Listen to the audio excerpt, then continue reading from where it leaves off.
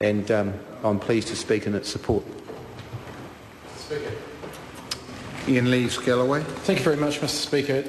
I'm very pleased to be able to take a call on the Crimes Amendment Act, Amendment Bill, I should say, number 2, which, despite venturing off into some issues around knife crime and the claim of right review, is essentially focused squarely on strengthening the penalties and clarifying the responsibilities around abuse of vulnerable children.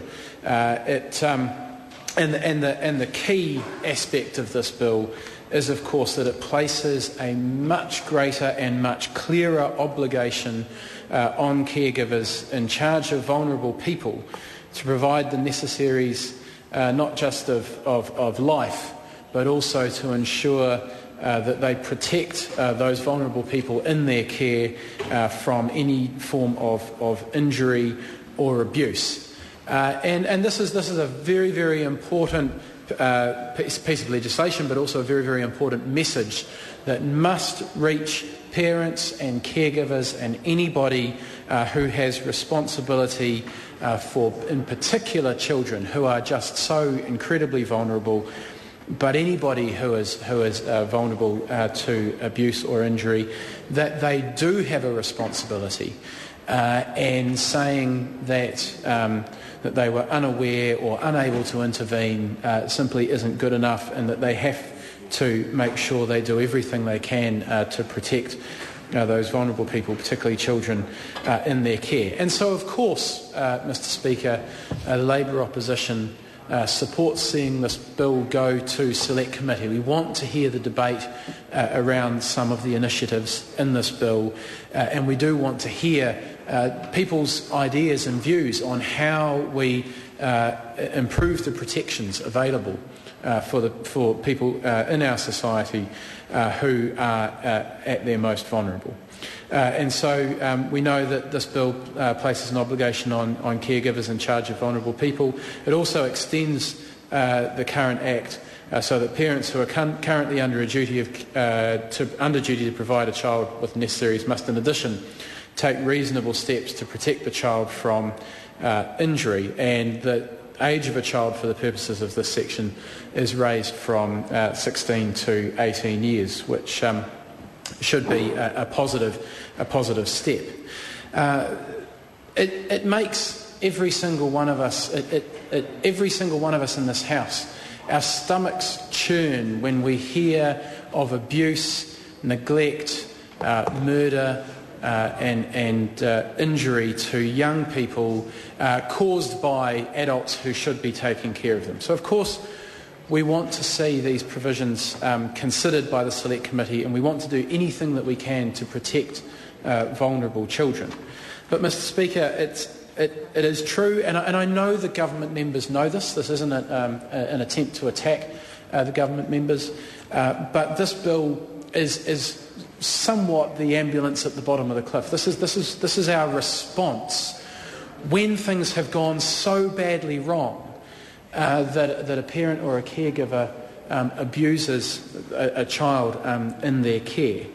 And we need to be thinking more, and to go hand in hand with this type of legislation, we need to look at what needs to happen to make our families stronger and to give parents the tools, the skills, and self-respect in a lot of cases to actually avoid getting into these situations in the first place. And that's why if we're truly to put children at the centre of everything that we do, we need to not only think about the consequences of things going badly wrong and giving people the message that they shouldn't be committing these types of crimes, but we also have to look at how we can actually work with families and support families to make sure that this sort of thing doesn't happen. And that means, I think, Mr Speaker, more resources for the types of parenting support programs that are out there already. Think of things like SKIP or the Hippie programs, which are available, but so many parents just aren't able to access because their resources are just so limited at the moment. and think of how those programs could be supported by early childhood education, supporting parents, whether it be through things like paid parental leave or other schemes, to actually ensure that parents are at home and part of their children's lives. Just generally raising standards of living would go a long way to improving the environments in which children grow up and preventing some of the issues that this piece of legislation is trying to deal with. Mr. Speaker, I think of when I think of what we can do to support families and what we can do to prevent the abuse of children in our communities, I always go back to an organisation in my electorate called Te Aroha. They decided some years ago to move into a part of our city where we knew there were vulnerable families, and to get alongside those families and to work with them by opening initially a play centre which grew into fully fledged early childhood education, around which adult education support was placed, around which programs such as SKIP and Hippie have been placed, and Te Aroha are now moving into adult community education. They work with the whole family, and they get involved with the family, and they get involved with vulnerable families, particularly young mothers, and they are very definitely working in a part of my electorate where this type of work is being needed. And I honestly think that organisations like that are doing more to achieve what this bill sets out to achieve, to protect vulnerable children, to protect vulnerable families, to give them hope and to create the environment in which children are nurtured, than actually a piece of legislation, as important as it is, actually can do to support those families and to create the environment in which children are safe and in which we can start to curb child abuse across our society. This is an important piece of legislation, and I applaud the government and the minister for introducing it to the House, and I think there will be very interesting debate at the Select Committee about what is in this bill. But if we are serious about tackling the issues of child abuse, then we have to think about what leads up to the situations that this particular piece of legislation seeks to deal with. Because we can double the maximum penalty for cruelty to a child. We can wield the threat of imprisonment over families, and I have no doubt that will have some effect on people's actions.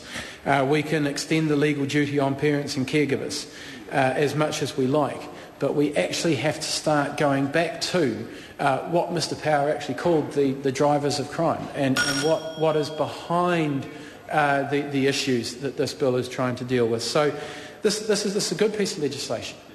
But it cannot be in isolation. We have to think about everything else that goes alongside it. We have to think about supporting and getting alongside our families and our communities, and getting alongside the people who are actually trying to prevent this stuff happening in the first place, rather than simply looking at how we mop up the mess after it has occurred. We support this piece of legislation, Mr. Speaker, but we do think there is an awful lot more that has to occur if we are really going to tackle child abuse in this country. Can I look at the bill? Jamie Lee Ross. Mr. Speaker, it's pleasing to hear that the opposition is supporting this bill, because it is a very good bill and very timely given many of the cases that we see in the media around the country. It's also good to hear that the opposition